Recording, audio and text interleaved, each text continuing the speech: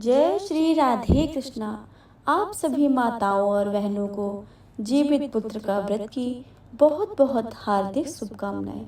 आज आप सुनेंगे जीवित पुत्र का व्रत या जितिया व्रत की 3 पौराणिक कथाएं।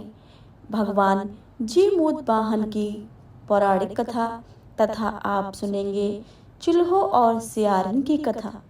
इस साल जितिया व्रत 25 सितंबर को रखा जाएगा। इस दिन भगवान श्री गणेश, माता पार्वती और शिव जी की पूजा एवं ध्यान करने के बाद कथा को अवश्य ही सुनना चाहिए। इसकी पूजा शिव जी को प्रिय प्रदोष काल में करनी चाहिए। व्रत का पारण दूसरे दिन अष्टमी तिथि की समाप्त होने के पश्चात किया जाता है। आइए पहले नमस्कार करते हैं भगवान जीमूत वाहन को और सुनते हैं कि भगवान जीमूत वाहन कौन है और तथा उनकी कथा क्या है। तो प्रेम से बोलिए, भगवान गणेश की जय, भोलेनाथ की जय, माता पार्वती की जय, भगवान जीमूत वाहन की जय, माता जितिया की जय, सभी देवी देवताओं की जय। अब आप सुनेंगे भगवान जीमूत वाहन की पौराणिक व्रत कथा। गंधर्वों के राजकुमार का नाम जीमूत वाहन था। वे बड़े उदार और परोपकारी थे। जीमूत वाहन के पिता ने वृद्धावस्था में वानप्रस्थ आश्रम में जाते समय इनको राज सिंहासन पर बिठाया, किंतु इनका मन राजपाट में नहीं लगता था। वह राज्य का भार अपने भाइयों पर छोड़कर स्वयं वन में पिता की सेवा करने चले गए। वन में जीमूत वाहन को मलयवती नामक राजकन्या से भेंट हुई और दोनों प्रेम में हो गए।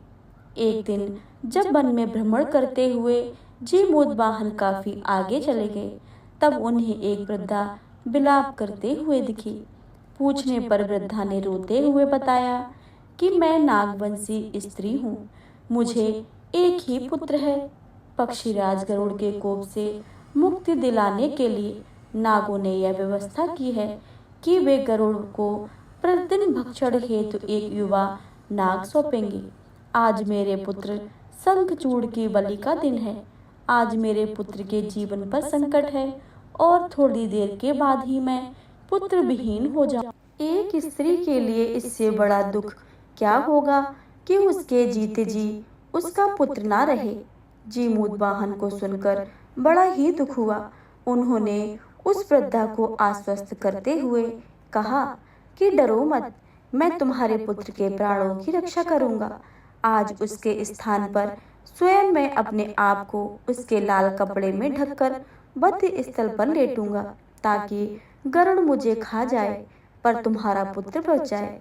इतना कहकर जीमूत वाहन ने शंखचूड़ के हाथ से लाल कपड़ा ले लिया और वे उसे लपेटकर गरुड़ को बलि देने के लिए चुनी गई बद्धशिला पर लेट गए।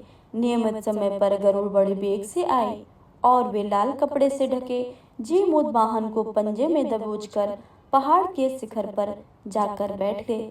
गरुड़ ने अपनी कठोर चोंच का प्रहार किया और जीमूत वाहन के शरीर से मांस का एक बड़ा हिस्सा नोच लिया। इसकी पीड़ा से जीमूत वाहन की आंखों में आंसू बह निकले और वह दर्द से कराहने लगे। अपने पंजे से जकड़े प्राणी के आंखों में आंसू और मुख से कराह सुना बड़े ही आश्चर्य में पड़ गए, क्योंकि ऐसा पहले कभी नहीं हुआ था। उन्होंने जीमूत वाहन से उनका परिचय पूछा। जीमूत वाहन ने सारा किस्सा कह सुनाया कि कैसे एक स्त्री के पुत्र की रक्षा के लिए वह अपने प्राण देने आए हैं। आज मुझे खाकर आप अपनी भूख को शांत करें। गरुड़ उनकी बहादुरी और दूसरे की प्राण रक्षा के लिए स्वयं की बलि देने की हिम्मत से बहुत ही प्रभावित हुए। उन्हें स्वयं पर पछतावा होने लगा। वह सोचने लगे कि यह मनुष्य जो दूसरे के पुत्र की रक्षा के लिए स्वयं की बलि दे रहा है, और एक मैं हूँ जो देवों के संरक्षण में किंतु दूसरों की संतान की बलि ले रहा हूँ। उन्होंने जीमूत वाहन को मुक्त कर दिया। गरुड़ ने कहा कि हे उत्तम मनुष्य, तुम्हारी भावना और त्याग से मैं प्रसन्न हूँ। मैंने तुम्हारे शरीर पर जो घाव किए हैं उसे मैं ठीक कर देता हूँ। तुम अपनी प्रसन्नता के लिए मुझसे कोई वरदान मांग लो। राजा जीमूतवाहन ने कहा कि हे पक्षीराज, आप तो सर्वसमर्थ हैं। यदि आप प्रसन्न हैं और वर देना चाहते हैं तो आप सर्पों को अपना आहार बनाना छोड़ दें। आपने अब तक जितने भी प्राण लिए हैं उन्हें जीवन दान प्रदान कर दें। गरुड़ ने सबको जीवन दान दे दिया और नागों की बलि न देने का वरदान भी दिया। इस प्रकार जीमूतवाहन के साहस से नाग जाति की रक्षा हुई। गरुड़ ने कहा, तुम्हारी जैसी इच्छा है वैसा ही होगा। हे राजा, जो स्त्री तुम्हारी इस बलिदान की कथा को सुनेगी और विधि पूर्वक व्रत का पालन करेगी, उसकी संतान मृत्यु के मुख से भी निकल आएगी। तब से पुत्र रक्षा के हेतु भगवान जीमूतवाहन की पूजा की प्रथा शुरू हो गई और यह कैलाश पर्वत पर भगवान शंकर ने माता पार्वती को कथा सुनाई थी। जीवित पुत्रिका के दिन भगवान श्री गणेश, माता पार्वती और शिव जी की पूजा एवं ध्यान के बाद जीवित पुत्र का व्रत की कथा को अवश्य सुने। अब आप सभी सुनेंगे जितिया व्रत की एक और कथा, चील तथा सियारन की कथा। चीन समय की बात है। नर्मदा नदी के किनारे एक राज्य था। उस राज्य का नाम कंचनवटी था। नाम उस राजा के एक राज्य राज करते थे जिसका नाम मलयकेतु था। उसी नर्मदा नदी में एक दिशा में मरुभूमि थी। उस मरुभूमि में ही एक विशाल पाकड़ का पेड़ था। उसी पाकड़ पर चील रहती थी। उसी पाकड़ के नीचे एक बड़े धंधोरे एक बड़ा सा होल था जिसमें एक सियार भी रहता था। दोनों में बहुत ही घनिष्ठ मित्रता थी।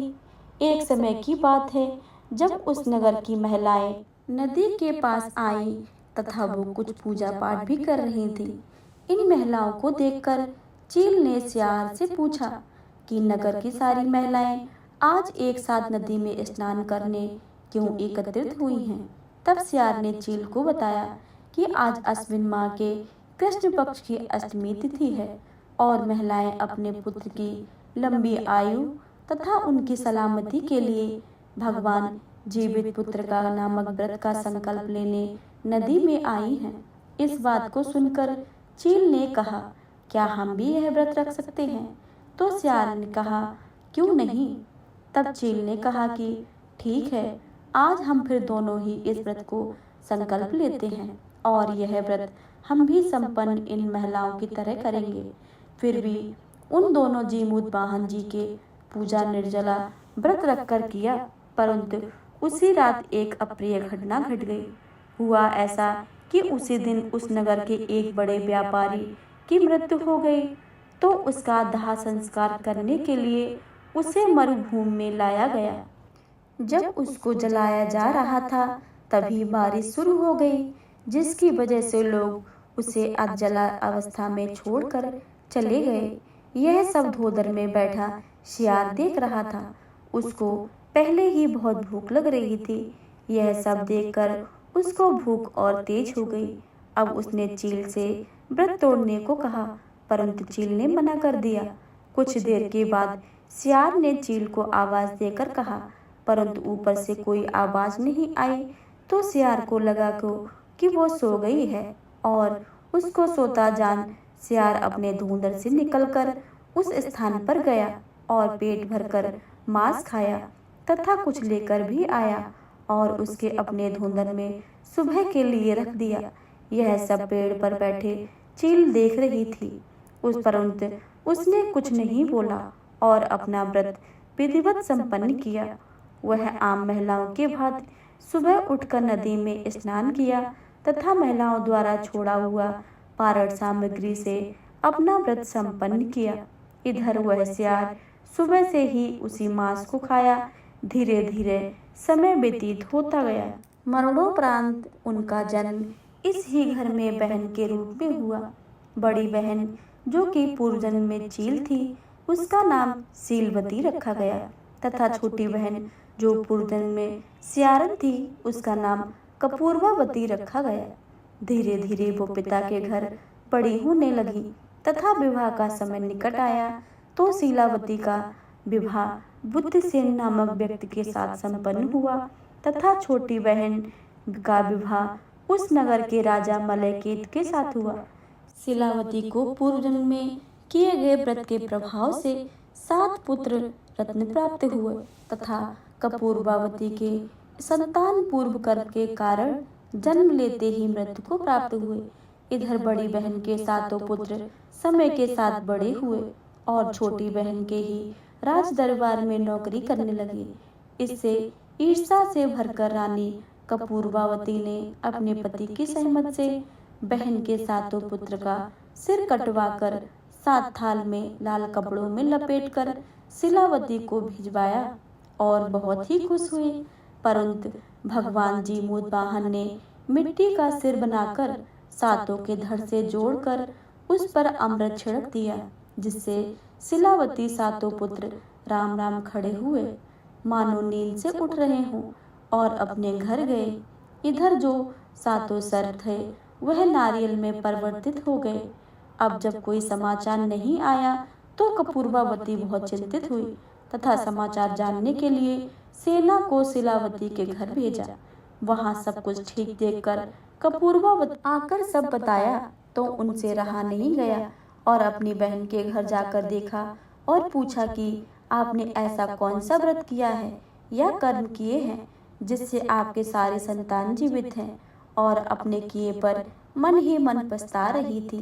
तो शिलावती जीमूतवाहन व्रत के बारे में बताया तो बहन ने कहा, इस बार मैं भी अपने साथ यह व्रत करूंगी। व्रत का दिन आया तो शिलावती ने अपनी बहन को उसी नदी के किनारे ले गई और पाकड़ के वृक्ष को दिखाकर पूर्व जन्म का वरदान सुनाने लगी, जिसको सुनकर वह वहीं मूर्छित हो गई तथा वही तत्काल मृत्यु को प्राप्त हो गई।